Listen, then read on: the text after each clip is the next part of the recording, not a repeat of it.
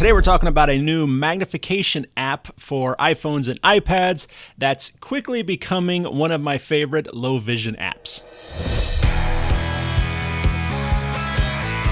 Hey guys, it's Sam with The Blind Life. Welcome back to the channel where I help you learn how to live your best blind life. On this channel, I cover all things low vision, including a heavy emphasis on assistive technology and accessible apps. So if that kind of content sounds good to you, please consider subscribing to the channel, turn on notifications so you'll be alerted every time I put out a new video, which is every single Saturday. All right, let's jump in and start talking about ReBokeh.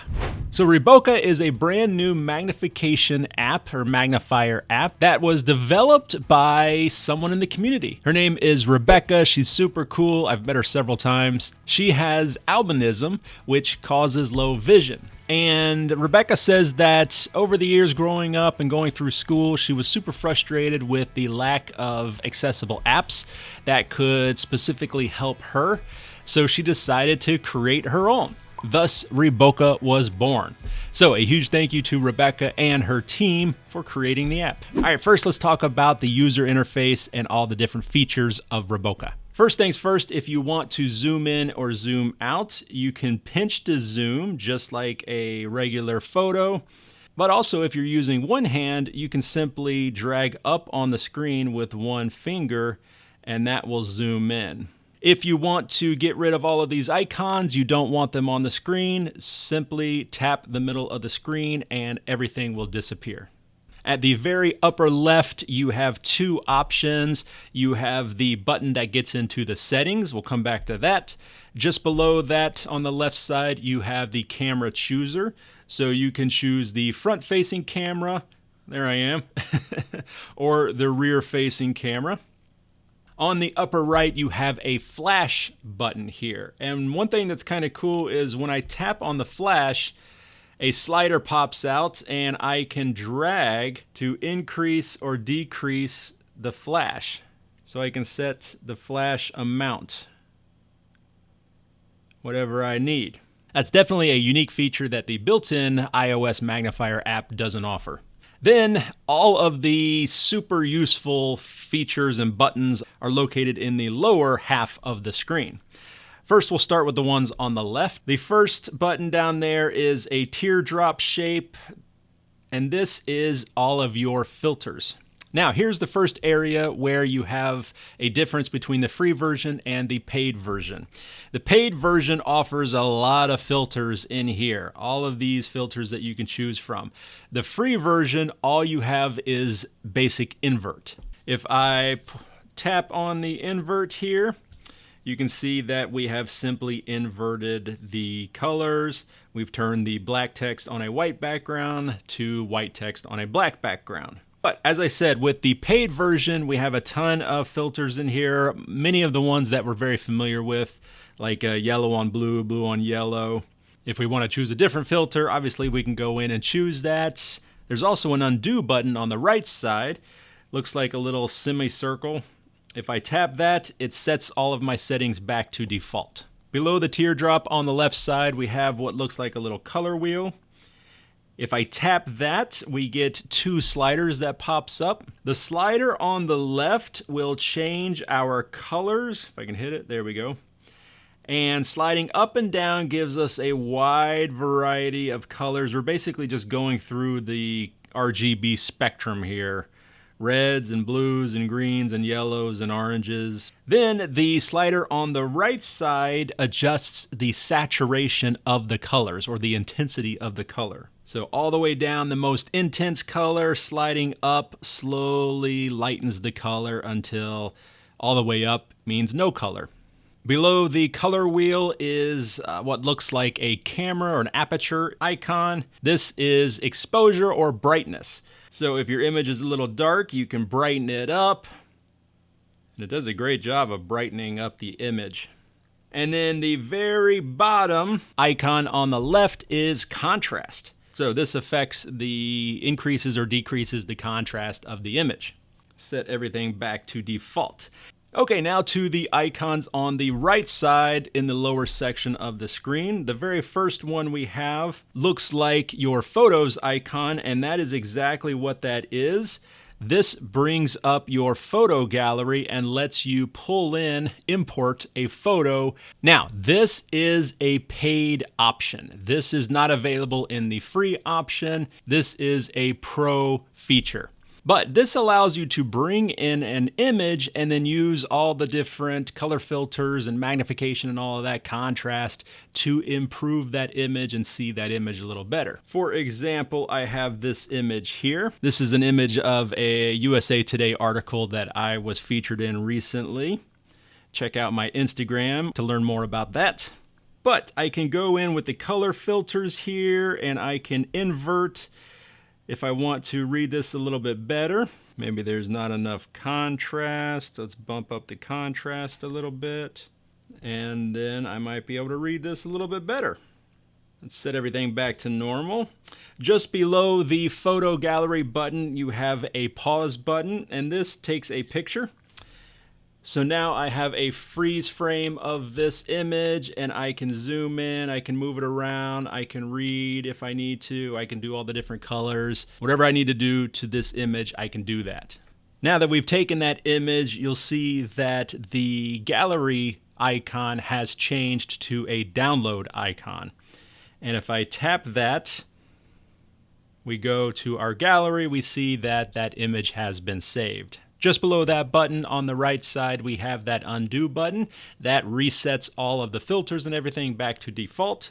And then finally, very bottom right corner, we have a file folder button. And this is so we can save presets. So if you get your color dialed in perfectly and your contrast and all of that, and you find some settings that work great for you, you can tap on that button down there. That brings up the presets list, and you can tap the plus button in the upper right corner and add in a new preset. Of course, one of the main things we're going to be using a magnification app like this to look at is pictures. And the ReBokeh app obviously works very well for this. You can zoom in and zoom out. You've got full color. But the nice thing about using these color filters in a situation like this is for some of us, that might help some of us make better sense of what that image is. For example, here I've got one of my favorite books. I talk about it all the time on the channel. ElfQuest graphic novel. Love this as a kid. But on the back here, we've got a splash page with all the characters, and it's very confusing. There's a lot going on here. But one thing I could do if I wanted to focus on one specific character, like here I've got my buddy Skywise. He is very blue and silver, while most everybody else here has a lot of brown colors in there. So I could potentially use a color filter to make him stand out. So like this here. This color makes all of these characters that have a lot of brown in them kind of fade into the background. But Skywise, who has silvers and blues, he pops out. So this is an example of how using a color filter and being able to fine-tune that color filter could help in a lot of situations. Just a quick note that my video camera is not representing how well this effect actually works in person. Quickly, let's jump back up to the very first icon in the upper left, and we'll check out the settings area. First thing we see at the top is our profile and our subscription area. As I mentioned before, I am running ReBokeh Plus. That is the paid version. It is about $2.95 a month, right around $3. And with that, you get all those extra features. And a real quick correction, the actual price is $2.99. I said $2.95. I was off by 4 pennies. Maybe not a big deal, but I definitely wanted to get you guys the correct information. All right, back to the video. Next, down you can set your UI theme. You can do a light, a dark, or set it to be automatic, and it will follow whatever the phone is set up for. That's what I have, and since I'm running dark mode, all of my icons here are dark. If I were running the light theme, those icons would be inverted. It would be black on white. Then a little bit further down, we can choose the size of the icons, which is pretty cool. Currently, I have it on the smallest size. Let's bump it up to the largest and see how that looks. And there you go. Our icons are much larger. I kind of like that better, actually. We're going to leave it at that. Underneath that, you can turn on or off the video stabilization. So this is super helpful when you are zoomed into high magnification. The image will stay nice and smooth and steady. If we turn it off here and go back, you can see how herky-jerky it is now, and it's really hard, especially if you're like me and have a little bit of a shake. That might make it a little difficult to read what you're trying to read. Then further down here, we have an area where you can go to the website, you can check out the social media for ReBokeh. You can watch some tutorial videos, which are fantastic. I definitely recommend watching that. You can turn on or off analytics, gathering, data gathering. You can check out the privacy policy, and you can manage your subscriptions and log out. One cool thing is when you rotate it, the icons all rearrange, which is super helpful. This is probably the best way to read text anyways, because you have a much wider field of view. Your single finger zooming in and out still works. That's great. Tap on the screen to get rid of the icons, bring them back. Yeah, pretty much everything you could want in a magnifying app. And as I said before, most of this is available in the free version. Okay guys, so that was ReBokeh, a brand new magnifier app for iPhones and iPads. Definitely check it out. I will have a link in the video description. And if you do check it out, let me know what you think down in the comments below. I'm curious if you think it could be a good option for you. Also, leave me a comment down below if you have any questions for me. You can also reach me through my website, theblindlife.net. If you like this video and you like this kind of content, once again, hit the subscribe button. There's something like 70% of you guys watching my videos are not subscribed. So you should definitely do that. It's free. It doesn't cost you anything. But if you're subscribed to the channel, it'll keep you up to date every time I put out a new video or anytime I go live. Also, check me out on all the other social medias, Instagram, Twitter, TikTok, Facebook. And, of course, check out the Blind Life podcast, available on all the major podcast platforms. But that is it for this one, guys. As always, Sam with The Blind Life. I will see you next time.